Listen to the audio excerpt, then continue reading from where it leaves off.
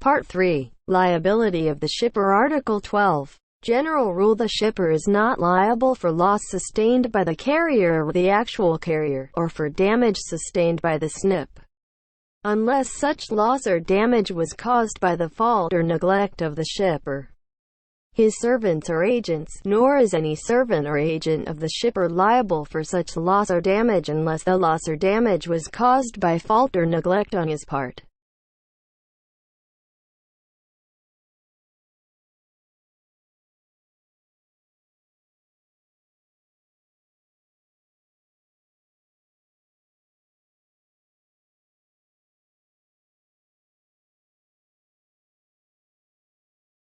Article 13. Special rules on dangerous goods. 1.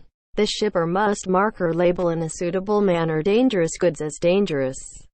2. Where the shipper hands over dangerous goods to the carrier or an actual carrier, as the case may be, the shipper must inform him of the dangerous character of the goods and, if necessary, of the precautions to be taken. If the shipper fails to do so and such carrier or actual carrier does not otherwise have knowledge of their dangerous character, the shipper is liable to the carrier and actual carrier for the loss resulting from the shipment of such goods, and b. the goods may at any time be unloaded, destroyed or rendered innocuous, as the circumstances may require, without payment of compensation. 3. The provisions of paragraph 2 of this article may not be invoked by any person if during the carriage he has taken the goods in his charge with knowledge of their dangerous character. 4. If, in cases where the provisions of paragraph 2, subparagraph b, of this article do not apply or may not be invoked, dangerous goods become an actual danger to life or property, they may be unloaded, destroyed or rendered innocuous, as the circumstances may require, without payment of compensation except where there is an obligation to contribute in general average or where the carrier is liable in accordance with the provisions of Article 5.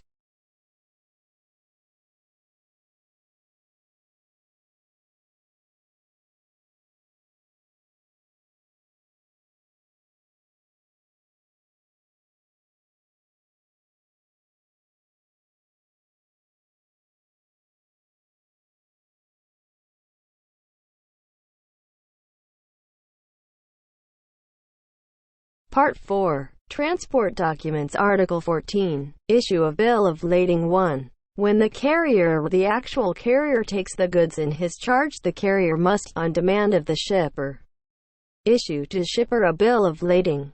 2. The bill of lading may be signed by a person having authority from the carrier. A bill of lading signed by the master of the ship carrying the goods is deemed to have been signed on behalf of the carrier. 3. The signature on the bill of lading may be in handwriting, printed in facsimile, perforated, stamped, in symbols, or made by any other mechanical or electronic means, if not inconsistent with the law of the country where the bill of lading is issued.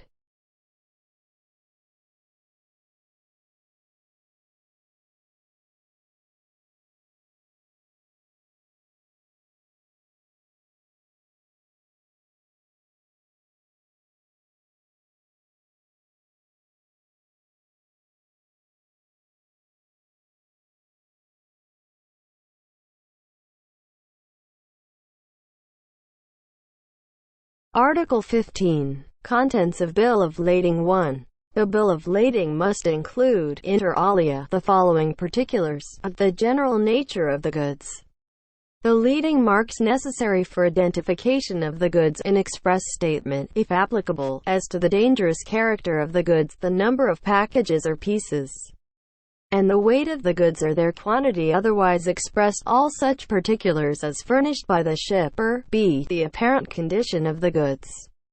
c. The name and principal place of business of the carrier. d. The name of the shipper. e. The consignee if named by the shipper. f. The port of loading under the contract of carriage by c. and the date on which the goods were taken over by the carrier at the port of loading. g. The port of discharge under the contract of carriage by c. h. The number of originals of the bill of lading, if more than one. I. The place of issuance of the bill of lading. K. The freight to the extent payable by the consignee or other indication that freight is payable by him. L. The statement referred to in paragraph 3 Article 23. M. The statement, if applicable, that the goods shall or may be carried on deck. N. The date or the period of delivery of the goods at the port of discharge if expressly agreed upon between the parties. And O. Any increased limit or limits of liability where agreed in accordance with paragraph 4 of Article 6.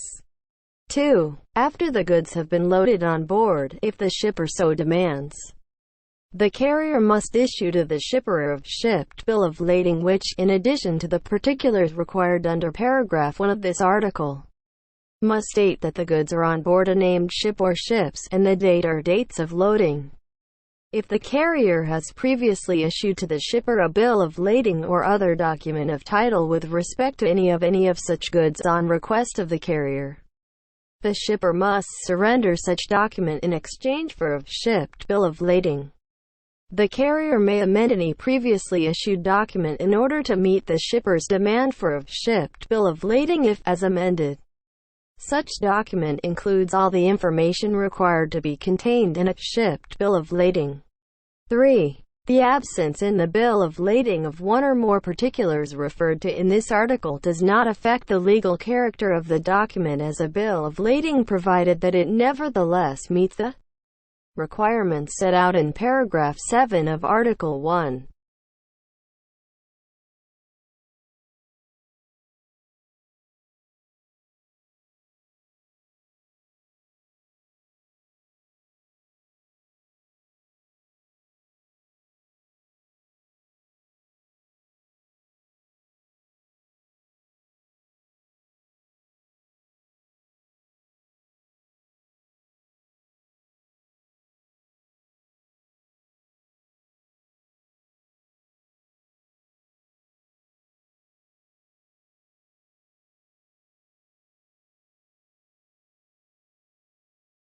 Article 16. Bills of lading, reservations and evidentiary effect. 1. If the bill of lading contains particulars concerning the general nature, leading marks, number of packages or pieces, weight or quantity of the goods which the carrier or other issuing the bill of lading on his behalf knows or has reasonable grounds to suspect do not accurately represent the goods actually taken over, or where a shipped bill of lading is issued, loaded, or if he had no reasonable means of checking such particulars, the carrier or such other person must insert in the bill of lading a reservation specifying these inaccuracies, grounds of suspicion, or the absence of reasonable means of checking. 2. If the carrier or other person issuing the bill of lading on his behalf fails to note on the bill of lading the apparent condition of the goods, he is deemed if noted on the bill of lading that the goods were in apparent good condition.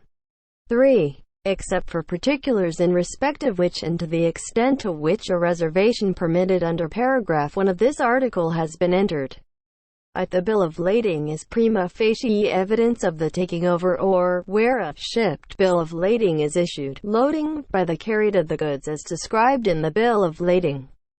And b. Proof to the contrary by the carrier is not admissible if the bill of lading has been transferred to other party, including a consignee, who in good faith has acted in reliance on the description of the goods therein. 4. A bill of lading which is not, as provided in paragraph 1, subparagraph K of Article 15, set forth the freight or otherwise indicate that freight is payable by the consignee, or does not set forth the freight or otherwise indicate that freight is payable by the consignee, or does not set forth demurrage incurred at the port of loading payable by the consignee, is prima facie evidence that no freight or such demurrage is payable by him. However, proof to the contrary by the carrier is not admissible when the bill of lading has been transferred to a third party, including a consignee, who in good faith has acted in reliance on the absence in the bill of lading of any such indication.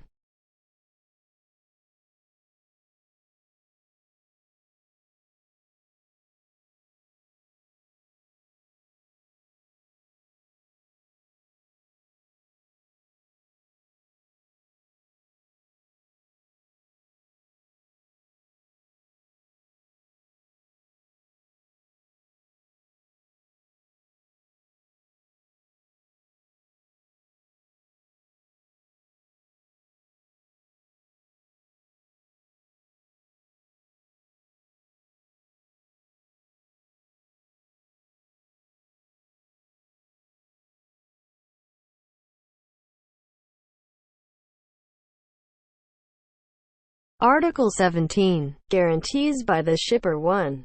The shipper is deemed to have guaranteed to the carrier the accuracy of particulars relating to the general nature of the goods, their marks, number, weight and quantity as furnished by him for insertion in the bill of lading. The shipper must indemnify the carrier against the loss resulting from inaccuracies in such particulars. The shipper remains liable even if the bill of lading has been transferred by him. The right of the carrier to such indemnity in no way limits his liability under the contract of carriage by sea to any person other than the shipper. 2. Any letter of guarantee or agreement by which the shipper undertakes to indemnify the carrier against loss resulting from the issuance of the bill of lading by the carrier, or by a person acting on his behalf without entering a reservation relating to particulars furnished by the shipper for insertion in the bill of lading or to the apparent condition of the goods, is void and of no effect as against any third party, including a consignee, to whom the bill of lading has been transferred. 3. Such letter of guarantee or agreement is valid as against the shipper unless the carrier or the person acting on his behalf, by omitting the reservation referred to in paragraph 2 of this article, intends to defraud a third party, including a consignee, who acts in reliance on the description of the goods in the bill of lading. In the latter case, if the reservation omitted relates to particulars furnished by the shipper for insertion in the bill of lading, the carrier has no right of indemnity from the shipper pursuant to paragraph 1 of this article. 4. In the case of intended fraud referred to in paragraph 3 of this article, the carrier is liable, without the benefit of the limitation of liability provided for in this convention, for the loss incurred by a third party, including a consignee, because he has acted in reliance on the description of the goods in the bill of lading.